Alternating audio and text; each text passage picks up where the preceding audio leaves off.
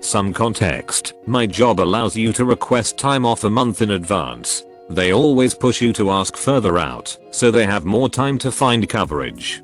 Days requested are first come, first serve. We are required to work all holidays, except Thanksgiving and Christmas. Other holidays are usually requested way earlier in the year, so later requests are denied.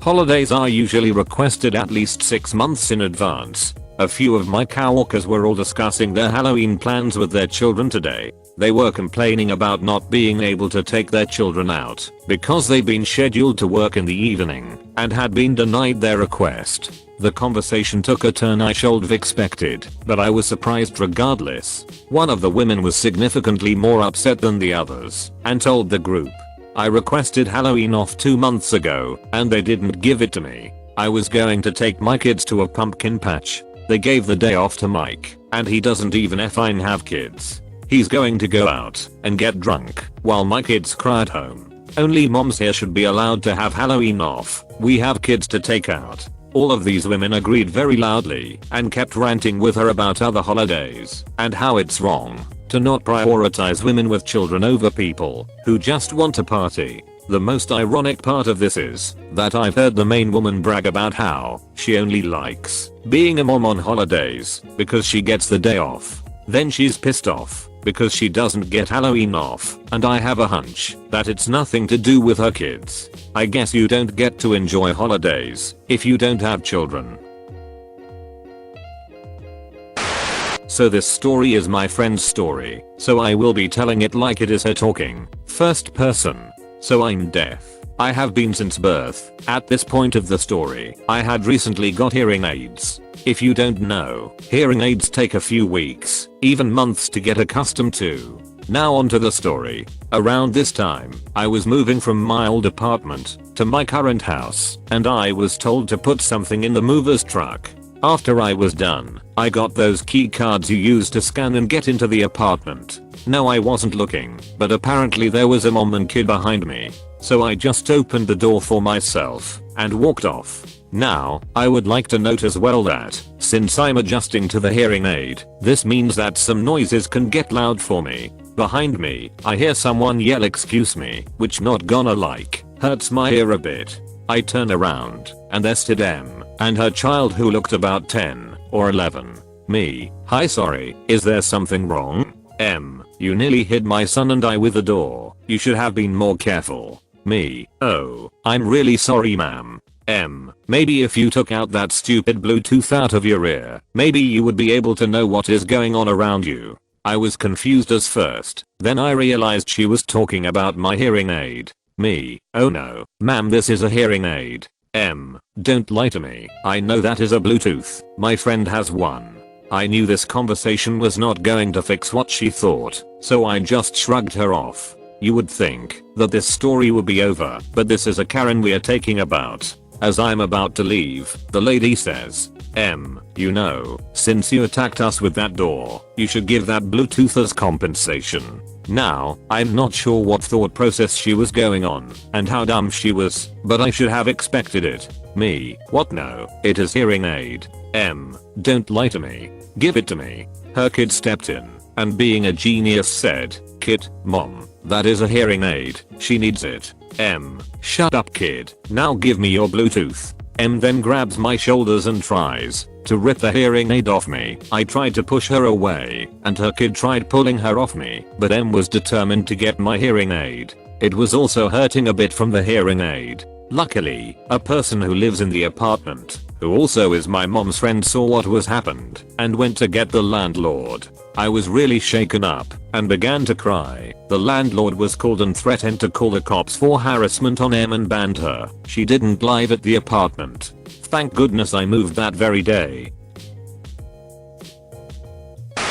A few years ago, some friends and I went for a picnic in a public forest reserve on a summer afternoon. The covered pavilion was huge, about 60 meters by 80 meters, with dozens of picnic tables and a fire pit. Dozens of different families and groups were there enjoying the day in this public area. It was nice. And then, enter Karen the M. She planted herself next to our table. All the other tables were full. She showed up with 2 other Karen haircut friends and their squad of toddlers, apparently for M's kid's birthday party. This park has no reserved tables. It was first come first served. M was huffing, irritated that she and her precious squad had to sit next to a group of young people. She huffed a bit, gave dirty looks. We ignored her and unpacked our food. All was well until I opened a bag of peanuts. We were watching baseball on a laptop. Gotta have peanuts for baseball. M, excuse me. Hey, are those peanuts? Me, yes. Trying to be polite. Do you want some? I can share. Here, take some for the kids. M, yelling, slapping the offered bag away. No. Get those away from here. Get them out right now. Me, I was totally confused. What? Okay. You don't like peanuts. Got it. I turned away back to my friends, happy to ignore her, but, M, hey, didn't you hear me? My child is allergic to peanuts. They could kill her. At this point my friends were ready to tell her off, but I'm more diplomatic. Me, I'm sorry. I don't know you nor your child. If I did I would not have offered you peanuts. Now that I know, I will keep my peanuts at our table away from your kid. Okay. Enjoy your party. With that polite de-escalation I returned to my baseball game and everyone had a great day. No. Of course not. M grabs me by the shoulder. Listen, you are threatening the life of my child. You have been told that there is an allergic child in this pavilion. The law says you must remove those peanuts from the park. Now, at this point I was in shock. A peanut law? My friend extricated me from her grasp. Me, we can eat whatever we want. It's a public park. If you don't like what we are eating, go sit somewhere else. M, we have the allergy, so we have the right of way. That's the law. If you don't take those peanuts out of here, I'm calling the police. At this point her Karens clucked in support. I told my friends to ignore her. They all started eating my peanuts loudly and defiantly. I was careful to make sure all the shells stayed in our trash bag, though. I didn't actually want to hurt the kid. OFC. Things quieted down, but 30 minutes later, she did it. A forest preserve policeman, FP, pulled up. M accosted him. M, those people are trying to kill my child. They are throwing peanuts at our kids knowing they are allergic to peanuts. Me, I froze, absolutely terrified. She was a rich middle-aged woman in fancy clothes. We were poor kids in street clothes. I feared the FP would side with her. My friends broke out in angry protest. Luckily, the dozen other families around us were sick of the M's ranting. Many other people chimed in, calling out the peanut throwing as a lie, and confirming that M was the instigator. The FP scolded M for the frivolous 911 call. He also confirmed that there is no allergy law. If we kept our peanuts at our table, we were fine. She got off with a warning. M and her Karens ended their party early, sending us some evil looks on the way out. We enjoyed our peanuts, beer and baseball the rest of the day. My dad is the only member of my family with whom I have a close relationship, as he is the only one who accepts my choice to remain child-free and focus on my career and travel. As for my stepmom, stepbro and his wife, uncles, aunts, and cousins, all of them have given me hell for my lifestyle. I'm in my mid-30s now, and ever since I had entered my late 20s they began badgering me to get married, preferably to a man my father chooses for me.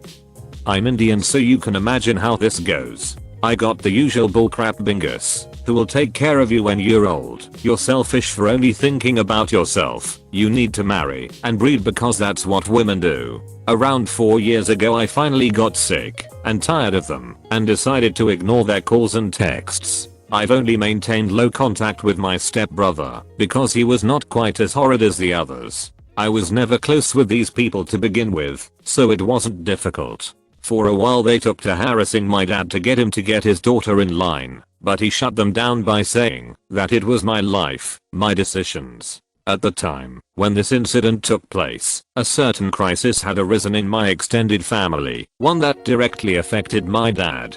I don't wish to go into details, but it compelled me to interact with these people again. So, my stepmom's sister, her husband, their teenage son along with their grown son, his wife and their toddler came to our city to discuss matters. My dad and I decided that we can all chat at my place as it's close to the airport. So all of these folks along with my dad Stepmom, stepbro and season-in-law and their baby are at my place. We all ate dinner and talked about the issue at length. However, it was quite an ordeal for me as I had to constantly tell off the toddler, stepmom's great niece, as she kept trying to grab my cat and dogs or make loud noises at them. I asked her parents to intervene, but they just laughed it off. My pets are very well behaved, but are not used to being around kids, especially if they are annoying little brats whose parents refuse to discipline them. As soon as the discussion was over, stepmom's sister asks which of the bedrooms was for them. I was caught a bit off guard and asked her what she meant. Her husband chimed in and asked, rather demanded, that I get 2 of the bedrooms ready for their family. We'll be spending the night here. Oh, and breakfast had better be served before 8 o'clock in the morning as we don't want to miss our flight. He said this with the matter-of-factness of a seasoned parasite. This was my breaking point. Not once had I indicated that they would be staying at my place. I just offered to host them for dinner once, that's it. Even my dad was shocked. I told them very bluntly that I'm not particularly fond of their family and do not feel comfortable letting them spend the night. Also, how the hell did they get this ridiculous idea anyway? Now my stepmom flared up. She no longer speaks to me directly, so she began asking my dad why his daughter could not put up family members in her home for one night. How can she be so selfish? My stepbrother's kid chose this exact moment to start bawling. So my sil told her to stop yelling as the baby was getting upset. Thanks kid. I told everyone in a firm voice that we've discussed what we were supposed to discuss and it was time for them to leave. Stepmom and her sister walked out grumbling. Everyone else followed.